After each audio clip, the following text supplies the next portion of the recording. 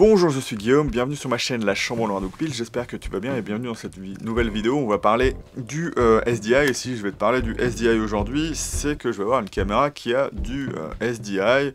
Ce ne sera certainement pas la caméra auquel tu penses, ou peut-être que si, mais voilà, on va parler de la Pixis là-dedans. Ce n'est pas la Pixis que j'ai pris, mais c'est un cas d'école au final, je pense que ça va rester. Parce que ce que permet la Pixis, c'est d'avoir une accessibilité au SDI, tout en ayant une caméra très peu chère, et c'est très rare dans le monde de l'enregistrement ou du cinéma.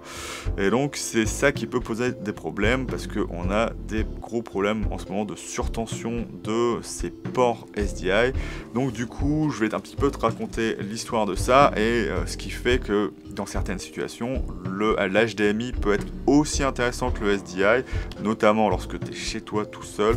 Donc on va commencer la vidéo. Je vais commencer d'abord par parler de l'HDMI, cette connectique qui n'est pas aimée par les professionnels parce que c'est une connectique domestique, elle n'a pas besoin d'être sécurisée.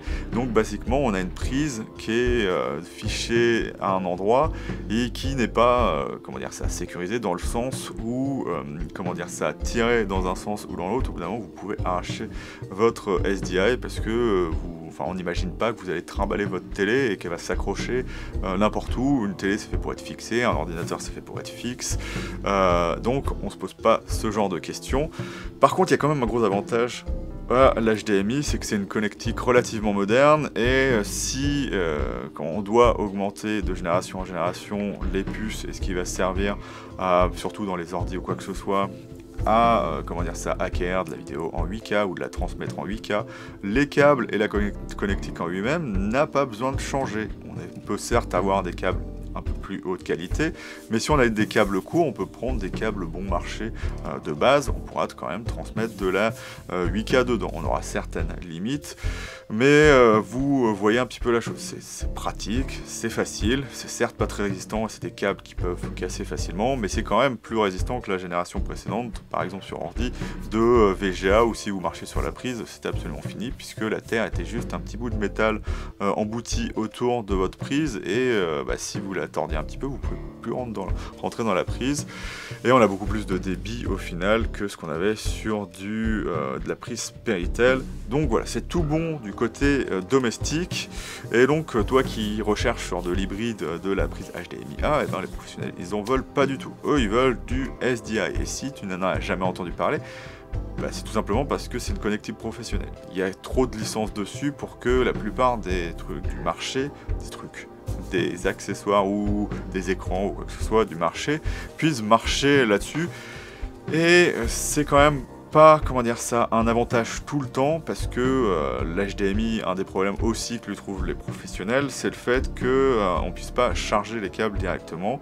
Il n'y a pas de capacité de la carte de l'HDMI de générer de la puissance pour avoir des câbles longs. Il faut avoir un câble qui lui-même génère sa propre énergie pour pouvoir avoir des grandes longueurs, et sachant la fragilité des câbles HDMI, ça donne pas envie d'investir dedans. Le SDI, lui, il est vraiment très vieux, et donc les professionnels, ils ont vu ça toute leur vie, et donc ils ne jurent absolument que par ça.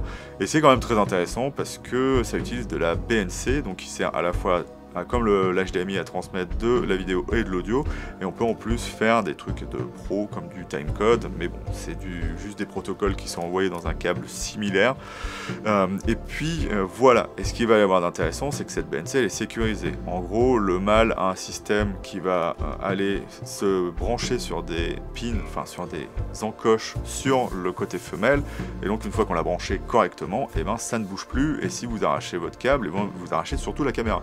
Donc c'est là où il va falloir faire un petit peu attention, sauf que le problème du SDI, c'est que c'est une très vieille connectique. Alors le principe du SDI, c'est contrairement à l'HDMI, ça a un espèce d'égalisateur de puissance. Donc il est capable de reconnaître la longueur du câble et d'envoyer l'énergie dedans pour pouvoir avoir le signal qui va arriver d'un côté à l'autre et avoir des très grandes longueurs.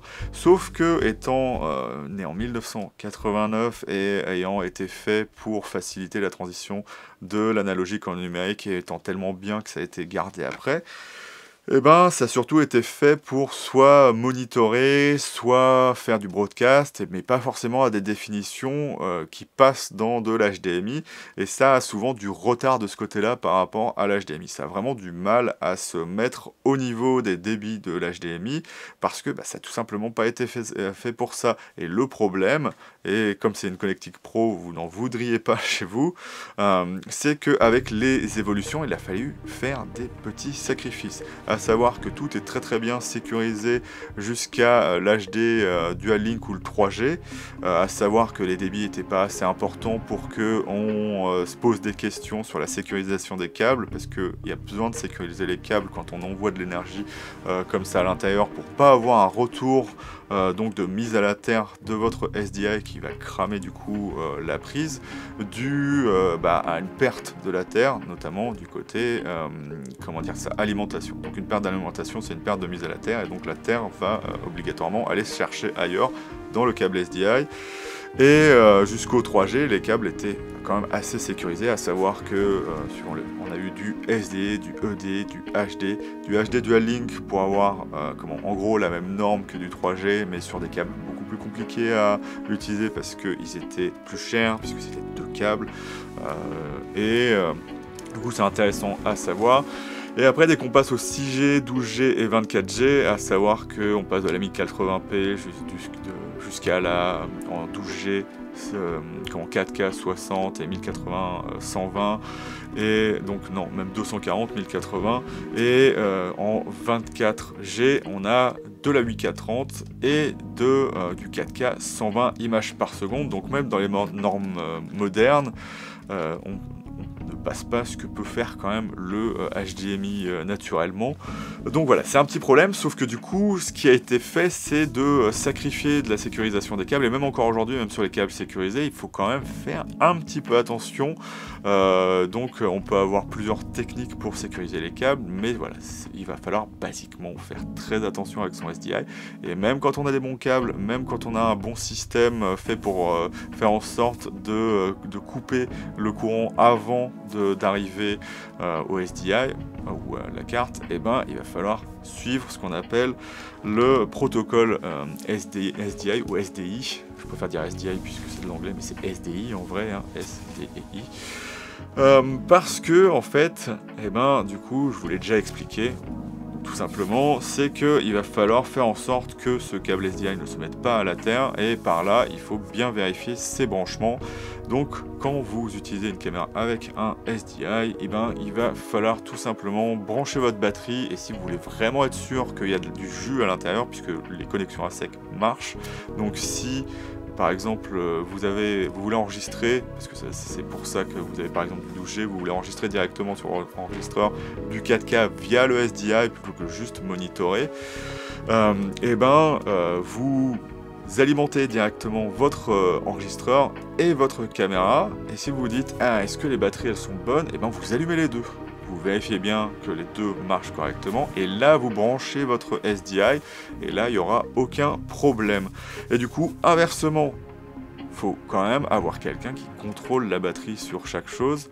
Le mieux c'est d'avoir deux batteries, donc une redondance, donc comme ça vous pouvez changer vos batteries tranquillement. Il faut quand même voir si les deux marchent correctement, mais si vous n'êtes pas sûr, il faudra quand même s'arrêter d'enregistrer, enlever le câble SDI, et à ce moment-là, changer vos batteries. C'est un petit peu fastidieux, et c'est des trucs qu'on n'a pas à faire lorsqu'on utilise de l'HDMI, mais bon, voilà, ça reste quand même quelque chose qu'il faut faire, dû naturellement au fait que de l'énergie soit envoyée dans le SDI. C'est quelque chose qui est fait comme ça, et je pense que s'il n'y a pas vraiment de flexibilité là-dessus, c'est que c'est une connectique professionnelle, et qu'il faut juste faire avec. Donc voilà, c'est à ça qu'il faudra faire attention au final, bien avoir dans sa tête voilà, le protocole, et bien à chaque fois, voilà, soit en opérateur, soit en assistant, bien savoir, voilà, il faut faire ça comme il faut. Et puis voilà, tout simplement, c'est ça qu'il va falloir respecter. Et l'inconnu, c'est que apparemment, il y a quand même un gros rapport avec la qualité aussi en plus de votre SDI. Si vous avez un SDI, une carte SDI qui est de qualité, vous aurez moins ce problème de mise à la terre. La caméra ou l'accessoire se sécurisera de lui-même beaucoup plus facilement. Et apparemment la Pixis n'est pas forcément une caméra avec le meilleur SDI du monde. J'ai pas dit que c'était une mauvaise caméra, d'ailleurs j'en parlerai dans une autre vidéo, mais voilà, faut juste faire attention à ça. Vous pourrez avoir des problèmes avec votre caméra si vous faites pas du tout attention, et c'est comme ça que vous cramerez des SDI.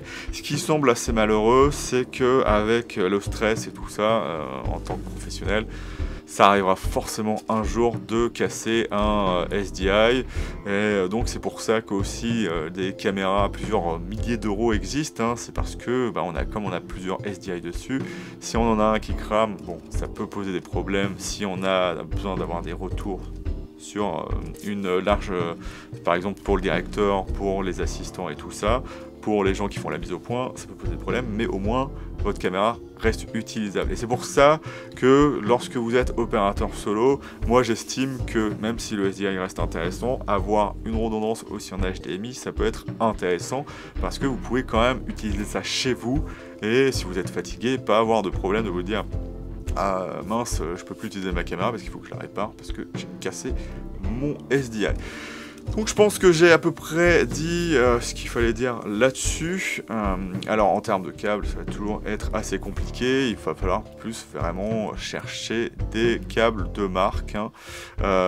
Et puis voilà, je vous les ajouterai certainement dans la description au fur et à mesure des câbles que j'aurai testés, et des câbles que je verrai dans d'autres vidéos, tout ça, ou qu'on me conseillera. Et donc je vais te dire salut et à bientôt dans la chambre noire de Goupil pour une nouvelle vidéo. Et bien évidemment, si tu as des questions, eh ben j'y répondrai. Qu'il soit logique avec la vidéo, hein. Salut!